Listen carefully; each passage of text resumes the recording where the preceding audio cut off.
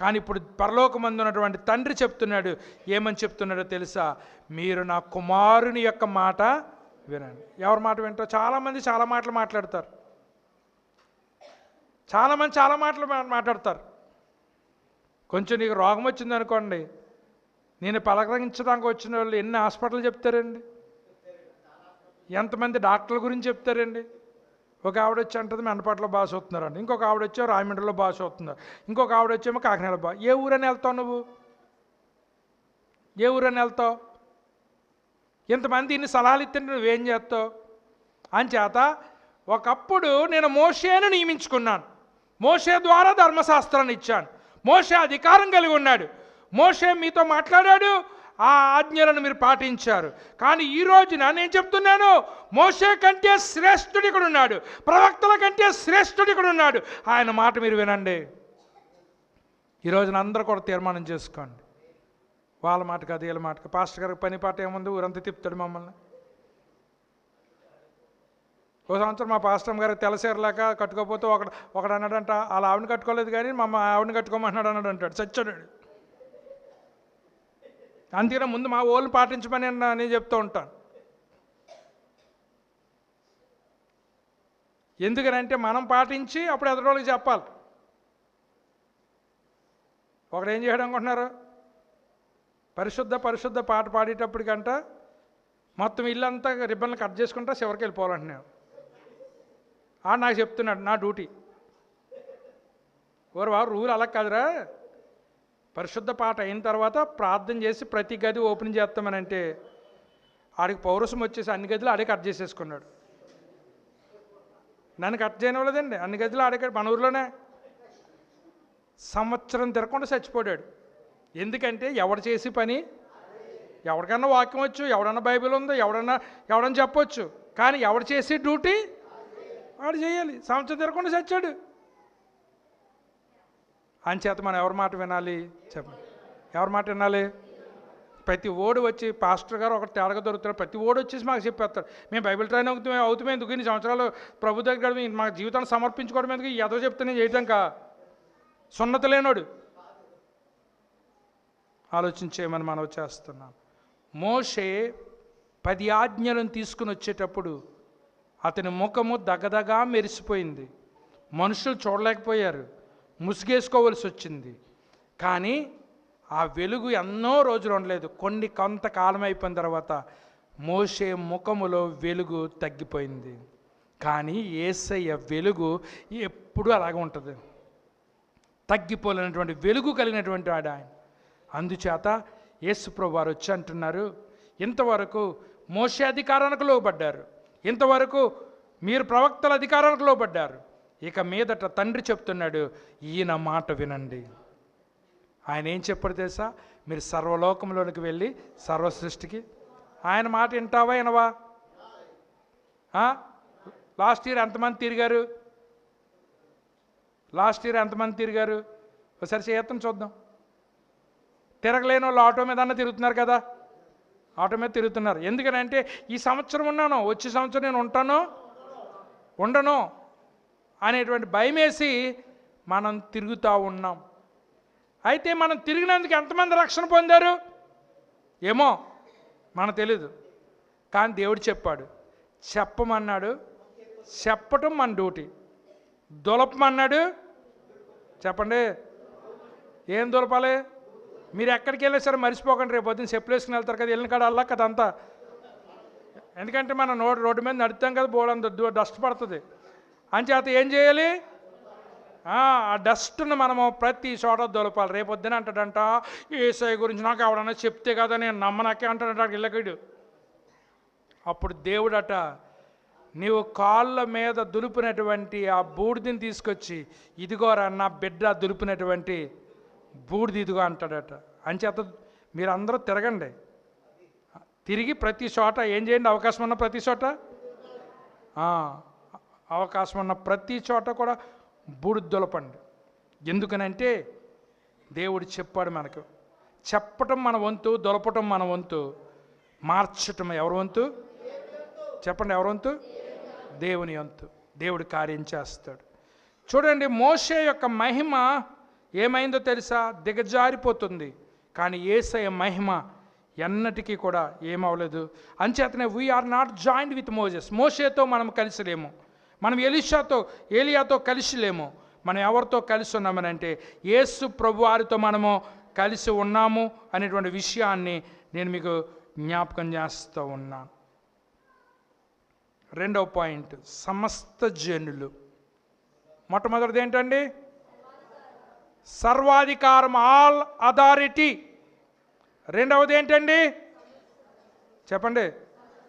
సమస్త జనులు, all nations, అనగా అన్ని దేశాలు ప్రజలకి కూడా మనం ఏం చేయాలట? సువార్త ప్రకటించాలి. ఎక్కడి నుంచి స్టార్ట్ చేయాలంట సువార్త?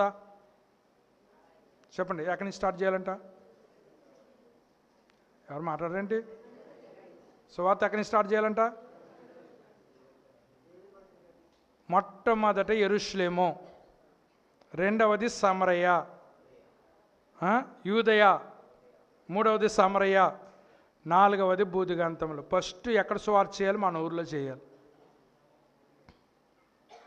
మన ఊర్లో చేయాలి. అంచేతనే ప్రతి సంవత్సరము జనవరి 31వ తారీఖు, ఇంతకుముందు అర్ధరాత్రి గారు తిరిగేవాళ్ళం. మా నాన్నగారు ఉన్నప్పుడు అర్ధరాత్రి గారు తిరిగేవాళ్ళం. ఎవడో లేచేవాడు కాదు, కొంతమంది లేచి చూసేవారు, కళ్ళు తుడుచుకుంటూ వచ్చేవారు. ఎవరికి సువార్త తినేవాడు కాదు. అందుకని సువార్తకు ఒక రోజు ఉండాలని ఆలోచన చేసి జనవరి 31వ తారీఖున పెట్టాం. ఆ రోజున ఎవ్వరూ పనులు పెట్టుకోకూడదు. అందరూ కూడా నడవగలిగిన ప్రతి వాళ్ళు కూడా, ఎందుకంటే ఈ సంవత్సరం నడుతున్నారు, రేపు వచ్చే సంవత్సరం నాన్న కాలు ఉంటుందో ఉండదో తెలదు, నట్టనకు ఆరోగ్యం ఉంటుందో ఉండదో మనకు తెలీదు. అంచేత మనం ఏం చేయాలండి? రాజకీయ నాయకుల్లాగా జీప్కి అది ఓపెన్ చేసి ఇలాగలాగా నేర్చి సరిపోద్ది. కొంతమంది షార్ట్ కట్లు నేర్చుకుంటున్నారు. వీళ్ళు ఇలా పాస్టర్ గారు వాళ్ళు ఇలా తిరిగి వస్తారు. మన షార్ట్ కట్ అయితే షార్ట్ కట్ లాగా ఉంటుంది. అంచేత చదివి పరీక్ష రాసిందని చూసి కాపీ కొట్టి రాసిందని తేడా లేదా? ప్రశ్న ఒకటి జవాబు ఒకటి, పక్కోడు చూసి రాసేస్తున్నాడంట. ప్రశ్న ఎంత కాదు, ఇది జంబలింగ్ విధానం. ఆ ప్రశ్న వేరు, మూడో ప్రశ్నకి జవాబు రాశాడంట. ఏదో మూడో ప్రశ్న ఇది కూడా చూసి రాసేసాడంట. కానీ జవాబు మాత్రం ఆడు రాసింది ఈడు రాశారు, కానీ ఆడి ప్రశ్న ఈడి ప్రశ్న కాదు. అదనమాట పద్ధతి. అంచేత ఆలోచన చేసుకోమని మనం చేస్తున్నాం. మనం అన్ని రకాలైన ప్రజలకు మనము సువార్త చెప్పాలి. 1988లో స్టార్ట్ చేశాను నేను వీధులంతా తిరిగి సువార్త చెప్పడం. 88 నుంచి నా స్టేజ్ పెరిగినా నేను తిరగటం మానలేదు, తిరుగుతానే ఉన్నాం. కొంతమంది ఒక స్టేజ్కి వచ్చిన తర్వాత తిరగరు, కానీ నేను రోడ్డును మీద నడవటం నేను మానలేదు. ఎందుకనంటే దేవుడు మనందరికీ ఇచ్చినటువంటి బాధ్యత సర్వ సృష్టికి, సమస్త జనులకు మీరు సమస్త జనుల దగ్గరికి వెళ్ళాలి. ఒక క్యాస్ట్ కాదు, అన్ని కులాల వాళ్ళు కావాలి. నా మందిరము సమస్త జనులకు. ఇప్పుడు ఏం చేస్తారు? ఈ లోకాన్ని తీసుకొచ్చి చర్చిలు పెట్టేసి ఇది కాపుల సంఘం, ఇది సెట్టి బజ్జీల సంఘం అని ఇలా పెట్టేశారు పేర్లు. అసలు ఒక క్యాస్ట్ ఉన్న సంఘమే కాదు, అందరూ ఉండాలి. అందరూ ఉన్నదే దేవుని యొక్క సంఘం. ఎందుకంటే దేవుడు కావాలని అన్ని రకాల ప్రజల్ని ఏర్పాటు చేసుకుని ఆయన మందిరంలో పెట్టుకున్నాడు అనేటువంటి విషయాన్ని నేను మీకు జ్ఞాపకం చేస్తున్నాను. ప్రియులారా, అంతం వచ్చేతో బాగుండి అనుకుంటున్నారు చాలామంది. కానీ దేవుడు ఏమంటున్నాడు తెలుసా? ఈ రాజ్యస్సు వార్త సకల జనములకు సాక్షార్థమై లోకమందంతటా ప్రకటించబడును. అటు తరువాత చెప్పండి అంతం వచ్చు. లోకమంతా సువార్త చెప్పాలట. లోకమంతా సువార్త చెప్పబడిన తర్వాతే అంతం వస్తుందట. మనం అనుకుంటున్నాం ఇక్కడెక్కడ చెప్పేసి సువార్త అందరికీ తెలిసిపోయింది అనుకుంటున్నాం. కానీ ఇంకా ఎన్ని విలేజ్లు ఉన్నాయి, సువార్త అందలేనటువంటి గ్రామాలు ఎన్ని ఉన్నాయి, సువార్త అందలేనటువంటి అడవులు ఎన్ని ఉన్నాయి, సువార్త అందలేనటువంటి గూడాలు ఎన్ని ఉన్నాయి. ఇదేంటో నాకు ఆశ్చర్యం కలుగుతుందండి. పెద్ద పెద్ద సేవకులందరికీ హైదరాబాదు చూపిస్తున్నాడు దేవుడు. పెద్ద పెద్ద సేవకులందరికీ వైజాగ్, విజయవాడ, రాజమండ్రి ఇలా పెద్ద పెద్ద ఊర్లే చూపిస్తున్నాడు. ప్రతి ఈదికి చర్చ్ ఉంది, అయ్యే చూపిస్తున్నాడండి. కానీ విలేజ్లో ఎవరికి చూపించలేదు. ఎందుకంటే విలేజ్లో డబ్బు ఉండదు, అభివృద్ధి ఉండదు. అందరూ ఎక్కడ పెట్టేస్తున్నారు తెలుసా? పట్టణాల్లో పెడుతున్నారు. నువ్వు నీ రాజ్యాన్ని కట్టుకోవటానికి వెళ్తున్నావా, దేవుని రాజ్యాన్ని కట్టడానికి వెళ్తున్నావా? ఎవరు మాట్లాడండి? ఎవరు రాజ్యం కడుతున్నాం? మనమందరం ఏ పనిలో ఉండాలి? దేవుని రాజ్యాన్ని కట్టేటువంటి పనిలో మనం ఉండాలి. పౌలు భక్తుడు చెప్తూ ఉన్నాడు, యేసు ప్రభువారు ఈ సువార్త చెప్పిన తర్వాత, ఈ పెద్ద ఆజ్ఞ చెప్పిన తర్వాత, గొప్ప ఆజ్ఞ చెప్పిన తర్వాత కొలసీలకు రాసిన పత్రిక 1:23 చెప్తున్నాడు, పునాది మీద కట్టబడిన వారై స్థిరంగా ఉండండి. మీరు విన్నట్టు ఆకాశము కింద ఉన్న సమస్త సృష్టికి ప్రకటింపబడినట్టు ఈ సువార్త వలన కలుగు నిరీక్షణ నుండి తొలగిపోక విశ్వాసమందు నిలిచి యుండిన ఎడల ఇది మీకు కలుగును. పౌలును నేను ఆ సువార్తకు పరిచారకుడును. మనం ఎలా ఉండాలంట? స్థిరంగా ఉండాలట. రోజుకో చోటకి అక్కడ అలా జరుగుతుందంటే ఇక్కడ ఎలా జరుగుతుంది. రోజుకో చోటకి పరిగెట్టేసి వాడు ఇంక స్థిరంగా ఎక్కడ ఉంటాడు? మీరన్నా రాంగ్ స్టెప్ వేశారేమో కానీ నేను ఇంకో చర్చికి వెళ్ళిపోలేదు పాస్టర్ కింద. ఏ రోజునైతే తీర్మానం చేసుకుని ఇక్కడ ఉన్నామో, వచ్చినా రాకపోయినా, ఉన్నా లేకపోయినా, తిన్నా తినకపోయినా, కష్టమైన ఏదైనా, జీతానికి వచ్చినాడు నచ్చితే వస్తాడు, లేకపోతే రాడు. కానీ సొంత కాపరి ఏం చేస్తాడో తెలుసా? తన మందను నమ్మకంగా కాస్తాడు. ఫస్ట్ మీరు స్థిరంగా ఉండండి. నువ్వు ఎవరినైనా పైకి లాగుదామనుకుంటే నువ్వేం చేయాలి? నువ్వు ఊబులో ఉండకూడదు, బండ మీద ఉండి వాడిని లాగాలి. నువ్వే ఊబులో ఉంటే ఇంకొకరిని లాగా ట్రై చేస్తే వాడు మునిగిపోతాడు, నువ్వు మునిగిపోతావు. మన భక్తి అలా ఉండకూడదు అనేటువంటి విషయాన్ని నేను మీకు జ్ఞాపకం చేస్తున్నా. సువార్తకు నేను ఎవరిని అంటున్నాడు? పరిచారకుణ్ణి. నువ్వెన్ని ఎకరాలు సంపాదించావు, ఎంత బ్యాంక్ బ్యాలెన్స్ ఉంది, ఎన్ని ఇల్లు కట్టుకున్నావు, ఎంత గొప్పోడు అనే దేవుడు అక్కడ అడగడు. నీతో పాటు ఎంతమందిని పరలోకంలోకి తీసుకొచ్చావు అని అడుగుతాడు. సినిమాకి వెళ్తుంటే జత తీసుకెళ్తున్నావు, కోరిమీల మందుల షాప్కి వెళ్తుంటే ఏ బండి కూడా సింగిల్గా వెళ్తలేదు. బండి వెనకాల ఒకడో లేక ఇద్దరిని జాయింట్ వేసుకుంటున్నావు. ఎందుకనంటే రారా నేను తాగుతున్నాను, నువ్వు కూడా తాగుతు. కానీ మందిరంలోకి వచ్చినప్పుడు లిక్కుమంటూ నువ్వు ఒక్కడివే వస్తున్నావు. నీ ఫ్రెండ్ని ఎప్పుడు తీసుకురావట్లేదు, ఎవరిని తీసుకురావట్లా. ఇది మన పరిస్థితి. ఎందుకో తెలుసా? ఇది లాస్ట్ డే అనుకుందాం. ఇది లాస్ట్ డే. ఇదంతా బ్రతికం. ఇంకొక స్టెప్ వేస్తే మనము మరణానికి అప్పగించబడతాం. ఒకడేమో నరకానికి పోతాడు, ఒకడేమో దేవుడు నమ్మినోడు స్వర్గానికి పోతాడు. నరకంలోకి వెళ్ళే వాడిని తప్పించే కెపాసిటీ నీకుంది. నువ్వు చెప్పగలిగితే, నువ్వు ప్రకటించగలిగితే, నువ్వు యేసయ్య ఆజ్ఞను పాటించగలిగితే. ఆయన మాట వినమన్నాడు కదా, ఈ రోజున ఆయన మాట వినాలి. మనం విని ఆయన చెప్పినట్టుగా సర్వలోకమునకు వెళ్ళి సర్వ సృష్టికి సువార్తను ప్రకటించమన్నాడు. దానికి నేను పరిచర్య చేయటానికి నేను ఇష్టపడుతున్నాను. ఎంతమంది పరిచర్య చేయడానికి ఇష్టపడుతున్నారు? ఒకసారి చేయొత్తని చూద్దాం. పరిచర్య అని అంటే నేను సువార్త ప్రకటిస్తాను, సువార్త కోసం తెలియదు. కొంతమంది చేతుల్లో ఎత్తలేదు, తీనుమూరు వాయించండి అంటే పరిగెడేస్తారు. యేసు ప్రభువారు చనిపోయిన తర్వాత 9 సంవత్సరాలకి మత్తయి చెప్పాడు 24:15లో, కాబట్టి ప్రవక్త అయిన దానియేలు ద్వారా చెప్పబడిన నాశనకరమైన హేయ వస్తువు పరిశుద్ధ స్థలమందు నిలుచుట మీరు చూడగానే చదువువాడు గ్రహించునుగాక. 770లో క్రీస్తు శకం 70వ సంవత్సరంలో అంత్యోకియా ఎపిపని అనేటువంటి వాడు పందిని కోసాడు, దేవుని మందిరంలో అపవిత్రపరిచాడు. అది అక్షరాల నెరవేర్చబడింది అనే విషయాన్ని మీరు గమనించండి. మనం సువార్త చెయ్యాలి అని అంటే దాంట్లో 8 లక్షణాలు ఉన్నాయి. సువార్త చేయటానికి 8 లక్షణాలు ఉండాలి. ఆ 8 లక్షణాలు క్లుప్తంగా చెప్తాను. మొట్టమొదటిది, we need hearts that really care about the last.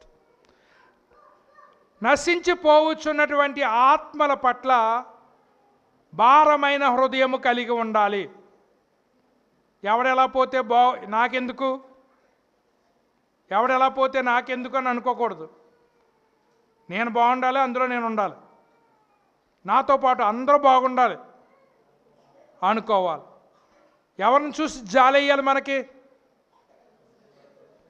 నశించిపోతున్నటువంటి ఆత్మలను చూసి జాలిపడాలి. మనకి ఇంట్లో కూర్చుంటే అవదా? ఆ రోజు మా పెళ్లి రోజు, మేము ఊరంతా తిరగవలసిన పని మాకేటి, శుభ్రంగా హోటల్లో పోయి తినేసి హాయిగా ఉండొచ్చు కదా. ఆత్మల పట్ల భారము కలిగి ఉండాలి. ఇది మొదటిది. రెండవది, we need eyes of faith that sees the need. అవసరాన్ని చూచేటువంటి విశ్వాసపు నేత్రాలు ఉండాలి. ఎక్కడ సువార్త అవసరం, సువార్త యొక్క అవసరతను గూర్చినటువంటి నేత్రాలు ఉండాలి. ప్రియులారా, ఒరిస్సా వెళ్ళాం. ఒరిస్సాలో కరపత్రులు పంచిపెట్టాం. 7 ఇళ్లల్లో మందిరాలు ప్రారంభించాం. మేము వచ్చేసాం, కానీ 7 ఇళ్లల్లో కూడా మందిరాలు జరుగుతూ ఉన్నాయి. దేవుని స్తోత్రం. మగోళ్ళు కాదండి, ఆడవాళ్ళు ఎక్కువ కష్టపడ్డారు. కొడతారని తెలరు, తిడతాదని తెలరు, తరిమెత్తారని తెలియదు వీళ్ళు ఎవరికైనా. పట్టుకెళ్తాం, పేపర్లు ఇచ్చేయటం.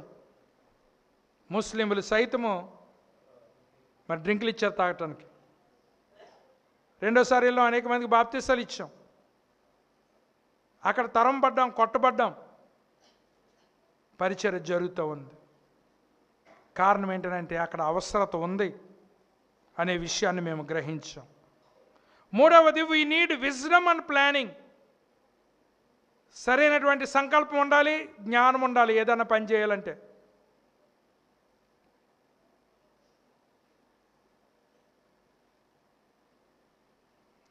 Plan the work and work the plan. ఏదైనా చేసినప్పుడు దానికి ఒక ప్లాన్ ఉండాలండి. అర్థమైందా? 10:30కు ప్రార్థన చేయమంటే విజయరత్నం గారు 10:15కే చేసేయండి నా ప్రార్థన. ఆర్కెస్ట్రా వాళ్ళు చేసేయమన్నారు. విజయరత్నం గారు ప్లాన్ అలాగ ఉంటుంది, అడ్వాన్స్లో ఉంటుంది plan.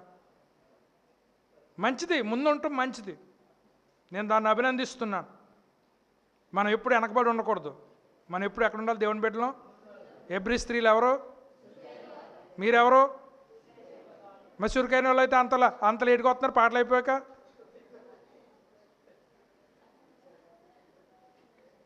Plan the work, work the plan.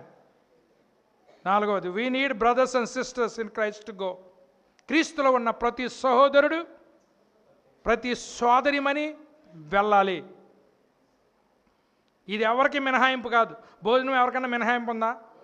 భోజనం ఎవరికి మినహాయింపు ఎలాగలేదో సువార్త చేయటం కూడా ఎవరికి మినహాయింపు లేదు. ఆడవాళ్ళైనా మగాళ్ళైనా వాళ్ళందరూ కూడా వెళ్ళాలి. నీకు అవకాశం ఉన్న ప్రతి చోట కూడా నువ్వు చెప్పాలి.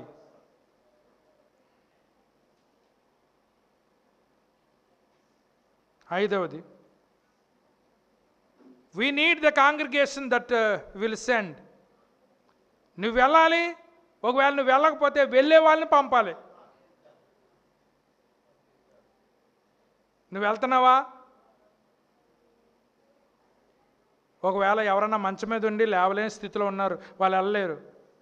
ఇప్పుడు మనం వెళ్తున్నాం, వెళ్ళే వాళ్ళ కోసం ప్రార్థన చేయాలి. ప్రభువా, వాళ్ళు చెప్తున్నారు, వాళ్ళు దులుపుతున్నారు, నీ కార్యాన్ని జరిగించి నువ్వు ఏర్పాటు చేసుకున్న ఆత్మలు ఏమన్నా ఉంటే నువ్వు రక్షించు ప్రభువా అని మనం ఏం చేయాలి తెలుసా?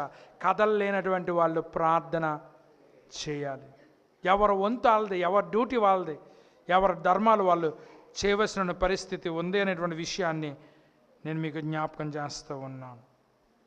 ఏడవది, there must be the courage to stand.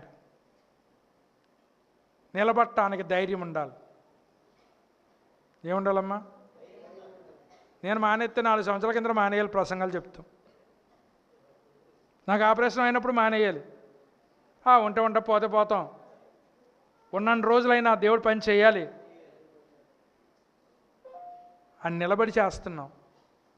నిలబడిన ప్రతిసారి అధైర్యమే, కానీ దేవుడు నిలబెడుతున్నాడు, వాడుకుంటున్నాడు. నిలబడటానికి ఏం కావాలంట? ధైర్యం కావాలి. 5వది, gratitude must be given to the real giver of missions. నువ్వెవరికి ఇస్తున్నావు? నీ కానుక ఎవరికి ఇస్తున్నావు? నీ దశంభాగం ఎవరికి ఇస్తున్నావు? సువార్త చేసేటువంటి సంఘాలకు ఇస్తున్నావా, లేకపోతే ఎవడో టీవీలో చెప్పి ఫోన్పే నెంబర్ ఎట్టాడని ఆడికి పంపించేస్తున్నావా? మనం యూట్యూబ్లో చెప్తున్నాం, ఎప్పుడు ఫోన్పే నెంబర్ కానీ, ఎప్పుడు గూగుల్ పే నెంబర్ కానీ ఎప్పుడు పెట్టలేదు, ఎవరిని అడుక్కోలేదు. ఎందుకంటే నన్ను పిలిచిన దేవుడు కడ వరకు ఆయన పోషిస్తాడు, ఆయన నమ్మకస్తుడు. మనమైన నమ్మకాన్ని పోగొట్టుకోలేమో కానీ, ఓ పాస్టర్ గారు ఇక్కడి నుంచి ఒంగోలు వెళ్ళాడంట. అక్కడ ఆవిడ డాక్టర్ అమ్మగారు అన్నమాట. వాళ్ళేం కొత్త కారు కొనుక్కునే ప్లాన్లో ఉన్నారు. కొత్త కారు కొనుక్కునే ప్లాన్లో ఉంటే ఈయనకి ఆల్రెడీ కారు ఉందండి, ఇక్కడ ఉందన్నాళ్ళకి వెళ్దాం. ఒకవేళ ఏమన్నాడు, ఆ పాత కారు పడేయండి అమ్మగారు అని అడిగాడు ఆ డాక్టర్ గారు. పాత కారు పడేయండి అన్న. ఆ పాత కారు అతనికి ఇచ్చేసి వాళ్ళు కొత్త కారు కొనుక్కున్నారు. నేను ఒక చోట డాక్టర్ అమ్మ గారిని కలిసినప్పుడు, అయ్యో మీ ఊరు పక్కనేనండి, ఆయనకి ఇచ్చామండి మా కారు అని చెప్తున్నాడు. నెలకోసారి వస్తాడండి మా ఇంటికి. ఎక్కడి నుంచి ఒంగోలు వెళ్తున్నాడట. అదే పేదోడు గుడిసెలో ఉన్నవాడు అయితే ఒంగోలు వెళ్తారా ప్రార్థన చేయడానికి?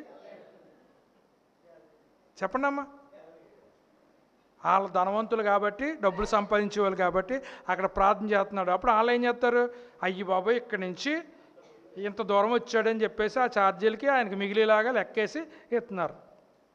ఇది పేదల కోసం ప్రార్థన చేయగలుగుతావా? అంచేతనే మా పాస్టర్ అమ్మగారు మా కోళ్ళ ఇద్దరు ఇల్లు తిరిగేటప్పుడు వాళ్ళు ఏం చెప్పారనంటే, మీ ఇంటికి వస్తాం కానీ మీరు ఎవరో కానుకలు ఇవ్వద్దన్నారు. ఎందుకంటే చాలామందికి ఏ అపోహ ఉంటుందంటే, వచ్చారని అంటే వీళ్ళకి ఏదో ఒకటి ఇవ్వాలనేటువంటి ఫీలింగ్. ఎప్పుడైతే అది కమర్షియలైజేషన్ అయిందో దానికి వాల్యూ ఉండదు. ఇంకా అక్కడ ఒకవేళ నువ్వు ఇవ్వాలనుకుంటే దేవుని మందిలో తీసుకొచ్చి ఇస్తావు, అంతేగాని మీ ఇంటికి వచ్చినప్పుడు ఇస్తే అలా దేనికి వచ్చినట్టు ఫీల్ అవుతుందో తెలుసా?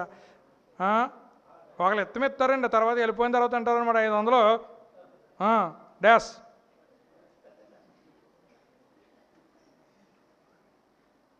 అనుకునేటువంటి వాళ్ళు కూడా ఉన్నారు. అంచేతనే మనం సేవ అనేటువంటిది కమర్షియల్గా ఉండకూడదు. దేవునికి కృతజ్ఞత కలిగి మనం ఇది చేయాలి. అయ్యో నేను రక్షణ పొందాను, ఇంకా రక్షణ పొందలేని వాళ్ళు చాలామంది ఉన్నారు. ఇచ్చిన కానుకల ద్వారా పత్రికలు వెళ్తున్నాయి, ఇచ్చిన కానుకల ద్వారా బైబిల్ వెళ్తున్నాయి, ఇచ్చిన కానుకల ద్వారా ఆడియో బైబిల్ వెళ్తున్నాయి. అనేక ప్రాంతాలకు పంపించి ఈ పరిచర్య చేస్తూ ఉన్నాం. మన పల్లెటూరు సంఘమే, చిన్న సంఘమే అయినప్పటికీ విస్తారమైనటువంటి సేవ భారతదేశం అంతటా కూడా మనం చేయగలుగుతున్నామని అంటే అది దేవుడిచ్చినటువంటి మహా కృప.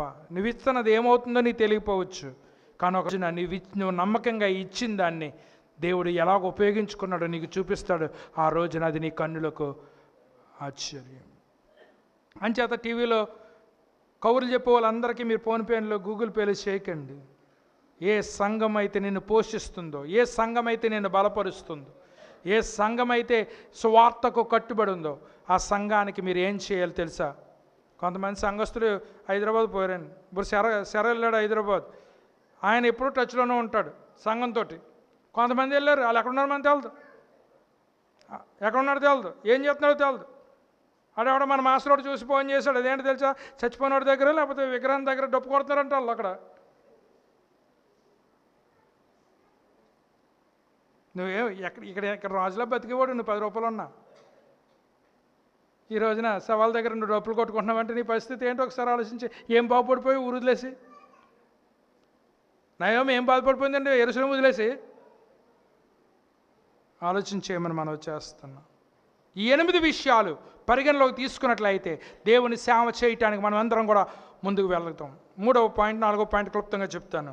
3వది ఏంటనగా ఏ సంగతులను ఆజ్ఞాపించి తినో. ప్రియులారా, ముందు చెప్పబడ్డాయి. నువ్వు రక్షణ పొందకముందు వాక్యం చెప్పబడ్డది, నువ్వు రక్షణ పొందిన తర్వాత వాక్యం చెప్పబడ్డది. చూడండి, యేసు ప్రభు వారి జీవిత చరిత్రను తెలియజేసేటువంటి 4 సువార్తలు ఉన్నాయి. ఆ తర్వాత అపోస్తుల కార్యాల గ్రంథం ఉంది. ఆ తర్వాత రోమిలకు రాసిన పత్రిక దగ్గర నుంచి యోధా పత్రిక వరకు పత్రికలు రాయబడ్డాయి. ఇవన్నీ కూడా నీకెందుకు రాయబడ్డాయనంటే నీకు బోధించటానికి రాయబడ్డాయి, నీవు అనుసరించడానికి రాయబడ్డాయి, ఆత్మీయతలో నిన్ను బలపరచడానికి రాయబడ్డాయి, క్రైస్తవ జీవితంలో నువ్వు స్థిరపరచబడటానికి రాయబడ్డాయి, నువ్వు పాటించడానికి రాయబడ్డాయి. కనుక బైబిల్లో రాయబడినటువంటి ఏ వాక్యము కూడా నిరర్ధకం కాదు. యేసు ప్రభువారు చెప్తున్నారు, నేను ఏమేమి సంగతులు చెప్పానో అవన్నీ చెప్పండి. ఈ రోజున మన సువార్తలో ఆయన చెప్పలేని ఎన్ని చెప్తున్నాం మనం. ఆయన చెప్పలేని ఎన్ని చెప్తున్నావు, ఆయన చెప్పని మానేసావు, ఆయన చెప్పలేని చెప్తున్నావు. ఎంత దౌర్భాగ్యం. ఒకడు కర్చీపులు కొనుక్కోమని ఒకడు, సాపలు కొనుక్కోమని ఒకడు, నూనె కొనుక్కోమని ఒకడు, ఇవన్నీ ఆయన చెప్పాడా? ఆలోచించేయమని మనం చేస్తూ ఉన్నాం. దేవుడు చెప్పిందే మనకు వేదం, దేవుడు చెప్పిన మాటే మనం వింటాం. ఈ లోకస్తులు మభ్యపెట్టి మాట్లాడేటువంటి మాటలు మనం వినవలసినటువంటి అవసరం మనకి లేదు. దేవుడి మెంటాలిటీ మారలేదు. ఇంకా ఎందుకో తెలుసా, ఆ రోజున పంపించాడు శిష్యుల్ని, ఈ రోజున మనల్ని పంపిస్తున్నాడు. ఆయన మారిపోలేదు. ఒక రోజున వస్తుంది, ఇంక సువార్త చేయక్కర్లేదు, నేను వచ్చేస్తున్నాను అంటాడు, సంఘం ఎత్తబడిపోతుంది, సువార్త ఇంక చెప్పవలసిన అవసరము లేదు. అంతవరకు మనం ఏం చేయాలి?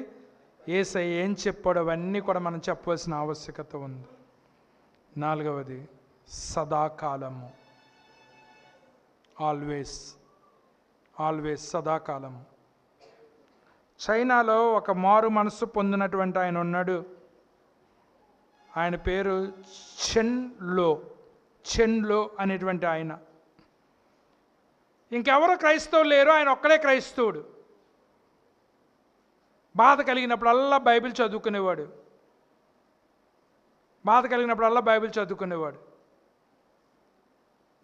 బైబిల్ అతనికి ధైర్యం, బైబిల్ అతనికి ఆధారం కింద చేసుకున్నాడు.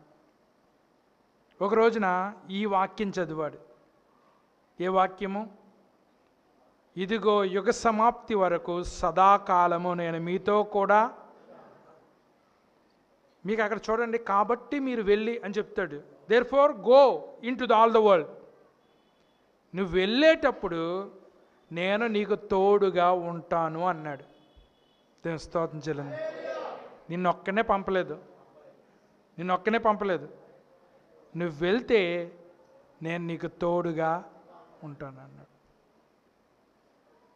మరి ఒకసారి ఒరిస్సా వెళ్ళినప్పుడు కిరణ్నే దొరబాబుని తీసుకెళ్ళాను. అది అంగన్వాడీ కేంద్రం. అంగన్వాడీ కేంద్రంలో వాళ్ళందరూ కూడా సమావేశమై వాక్యం చెప్పడానికి నన్ను పిలిచారు. వెళ్ళాం. ఈ బజరంగ దళ వాళ్ళు, ఆర్ఎస్ఎస్ వాళ్ళు ఆంధ్ర బండిని చూశారు, కార్ని. ఆంధ్ర బండిని చూసి ఆంధ్ర బండి ఇక్కడికి ఎందుకు వచ్చిందని ఎంక్వైరీ చేశారు. ఇంకా అంగన్వాడీ దాంట్లో చెప్తున్నారంట అని తెలిసిన వాళ్ళందరూ కర్లట్టుకుని వచ్చేసారు. మేము దెబ్బలు తినాలి. అప్పుడు అక్కడ ఓ 10 మంది మగవాళ్ళు ఉంటే అండి, ఒక 40 మంది ఆడవాళ్ళు ఉన్నారండి. ఆడవాళ్ళందరూ లేచిపోయి నా చుట్టూ దడిలాగా నిలబడిపోయి రండి నా భాష మనకు రాదు, రండి అని చెప్పేసి వాళ్ళ ఇంట్లోకి తీసుకెళ్ళిపోయారు.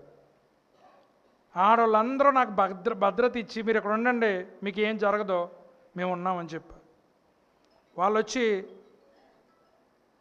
వాళ్ళు వచ్చి అడవుడు చేశారు. వాళ్ళ మమ్మల్ని రమ్మనలేదు, మేమే వాళ్ళని రమ్మన్నాం. వాళ్ళకి క్షేమంగా వచ్చారు, వాళ్ళకి క్షేమంగా పంపించే బాధ్యత మాకని, మీకేం భయం లేదు, భయపడకుండా కూర్చోండి అని చెప్పేసి నన్ను కూర్చోబెట్టారు. వాళ్ళు వెళ్ళిపోయిన తర్వాత అప్పుడు మేము హోటల్కి వస్తే హోటల్ మీద దాడి చేశారు. పాస్టర్లకు సహాయం చేద్దామని ఇంత డబ్బు పట్టుకెళ్ళాను, 100 రూపాయల కాగితాలు నేను కట్టలో, అవన్నీ కూడా మంచం కిందకి ఇసిరేసి ఈ వరుస వాళ్ళు ఏం చేశారు అనుకుంటున్నారు, బాత్రూంలో దూరేశారు. ఈ ఎదవ తెలుగు తక్కువ కాకపోతేని మెయిన్ డోర్ పగలగొట్టినాడు, బాత్రూమ్ డోర్ పగలగొట్టలేడు. వాళ్ళందరూ నన్ను అంటున్నారు, మీరు బాత్రూంలోకి వచ్చేయండి అంటున్నారు. ఒరే నాయన, ఇది పగలగొట్టినాడు బాత్రూమ్ డోర్ ఇంకా ఈజీగా పగిలిపోద్ది, కాలు చెయ్య ఎరగొట్టకుండా నన్ను చంపేసినా పర్లేదు, చచ్చిపోవడానికి సిద్ధం, నేను బాత్రూంలోకి రాను. అని మంచమే కూర్చున్నాను. ఈ లోపల హోటల్ వాళ్ళు వచ్చి ఏం చేశారంటే, మీరు మా హోటల్ ప్రాపర్టీ దగ్గర ఇలాంటి పనులు చేయడానికి వీల్లేదు, మీరు పోండి, వాళ్ళకి మీకేమైనా ఉంటే బయటకు వచ్చిన తర్వాత చూసుకోండి అని ఆ హోటల్ అతను బయటకు పంపించేశాడు. దేవుడు ఆ రాత్రి మమ్మల్ని రక్షించాడు. నేస్తో అంజలం. ఇప్పుడు సేవ అంటే ఎలా ఉందనంటే, నొప్పి తెలియట్లేదు, ఎవరికైనా బాధ తెలియట్లేదు, అన్నీ సులువుగా జరిగిపోవాలి. ఏదో సంస్థలో జాయిన్ అవ్వాలో మోటార్ సైకిల్ వచ్చేయాలి, ఏదో సంస్థలో జాయిన్ అవ్వాలి సపరేట్ డ్రెస్ వచ్చేయాలి, వెళ్ళినందుకు ఏదో ఒకటి తీసేసుకోవాలి. నీకు హ్యాపీగా ఉంది నీకు సేవ అంటే. ఎన్నో కష్టాలు పడి సేవ చేసాం. ఈ రోజున దేవుడు ఆ సేవను ఫలింపజేస్తూ ఉన్నాడు. దేవుని స్తోత్రం. హల్లెలూయా. ఎందుకనంటే ఆయన మనల్ని ఒక్కలనే వెళ్ళిపోమనలేదు. నువ్వు వెళ్ళు, నేను తోడుగా ఉంటాను. నీతో తోడుగా ఉన్నవాడు కొన్ని రోజులే ఉండొచ్చు, కానీ నేను మాత్రం సదాకాలము నీతోటి ఉంటాను. ఎవడు వచ్చినా ఆయన బాగు చేసి పంపించాం, కానీ ఎవరిని సేదరించుకుని ఎవరిని పంపించలేదు. మన సంఘం అనేక మందిని బాగు చేసింది. సైకిల్ మీద వచ్చేవాడు, డొక్కు సైకిల్ మీద వచ్చేవాడికి బండి ఇచ్చింది సంఘం. తికాణం లేనివాడికి తికాణం చేసింది సంఘం. సంఘం బలపరిచింది. ఎవరో లేనప్పుడు నేను ఒక్కనే చేసుకోలేదా? చెప్పండి అమ్మా. ఈ రోజున ఇంతమంది ఉన్నారు. మా ఇంట్లో వాళ్ళందరూ కష్టపడుతున్నారు, అందరూ కష్టపడుతున్నారు. పాస్టర్ గారు మరి మా కోళ్ళు శుక్రవారం మేము జరిపిస్తామండి, మీరు ఉండండి, కష్టమంతా మీకు వద్దు, మేము కూడా భుజాలను వేసుకుంటున్నాం అని వాళ్ళు కూడా కష్టపడుతున్నారు. ఎంతమంది కష్టపడుతున్నారు ఈ రోజున. ఒకప్పుడు వీళ్ళు ఎవరూ లేరు కష్టపడటానికి. నేను నా భార్య కష్టపడ్డాం. దేవుడు దీవించలేదా? దేవుడు నడిపించలేదా? ఇంతకంటే గొప్ప సేవ చేయలేదా? ఆలోచించండి. ఎవరు తోడుగా ఉండడు మనకి. వాళ్ళకి నచ్చుతూ ఉంటారు, వాళ్ళు బాగుపడిపోయిన తర్వాత పోతారు. కానీ ఎప్పుడు మనతోటి ఉండేవాడు ఒకడు ఉన్నాడు. ఆయన అన్నాడు, మీరు వెళ్ళండి, సదాకాలము నేను మీకు. నేను చెప్పింది కరెక్టా అబద్ధమా చెప్పండి? సదాకాలము తోడుకోండి. ఎవరు తోడుగా లేకపోయినా. నాకు ఎందుకనంటే ఆ శుక్రవారం నాడు వీళ్ళు ప్రార్థనకు వస్తున్నారు, కానీ నాకు గుండె పీసిమంటూ ఉంటుంది. ఎందుకంటే ఏటుకొట్టిన రాత్రులు ఎన్ని లారీలు తిరుగుతున్నాయో పోయినా లేదు. ఇంటికి వచ్చి వరకు వస్తున్నారా అని నేను ఫోన్లే. కారణం ఏంటంటే అంత ప్రమాదకరమైన పరిస్థితులు. కానీ ఇంటికాడి నుంచి తేలిగ్గా ఇక్కడ రాలేకపోతున్నారు చాలామంది. ఆలోచన చేయమని మనం చేస్తున్నాం. ఇంతకుముందు పాముల్లో నడిచి వచ్చేవాళ్ళు, తుప్పల్లో నడిచి వచ్చేవాళ్ళు, ఏ వెలుగు లేనప్పుడు నడిచి వచ్చేవాళ్ళు. ఈ రోజున ఎంత వెలుగు ఉంది, ఎంత బాగుంది రోడ్డు, పాములు ఉన్నాయా? అయినా శుక్రవారం ప్రార్థనకు రాలేకపోతున్నాం. మరి దేవుడు నిన్ను ఎలా బాగు చేస్తాడు చెప్పు? ఎలా బాగు చేస్తాడు చెప్పు? అంచేత నాతో ఎవరు వచ్చినా రాకపోయినా దేవుడు అన్నాడు, నువ్వు వెళ్ళు, నేను నీకు తోడుగా ఉంటాను అన్నాడు. మాట ఇచ్చి నెరవేర్చే దేవుడు. మధ్యలో చెయ్య విడిచిపెట్టేటువంటి దేవుడు కాదు. ఎవరున్నా ఎవరు లేకపోయినా పరిచర్య కొనసాగించబడుతుంది, పరిచర్య నడుస్తుంది. దేవుడు తోడుగా ఉన్నాడు, దేవుడే మనల్ని బలపరుస్తాడు. అందుచేత ఈ ఆజ్ఞలో ఉన్న 4 విషయాలు మీకు తెలియజేశాను. మొట్టమొదటిది సర్వాధికారము, రెండవది సమస్త జనులు, మూడవది ఏ సంగతులను మీకు ఏ సంగతులు అయితే చెప్పినవన్నీ, నాలుగవది సదాకాలము. దేవుడు మనల్ని బలపరుస్తున్నాడు. ఇంకా ఘనమైన సేవ ఈ సంవత్సరం మనం చేద్దాం. అట్టి కృప పరిశుద్ధాత్మ దేవుడు మనందరికీ అనుగ్రహించి నడిపించునుగాక. దయచేసి తల వంచండి, ప్రార్థించుకుందాం.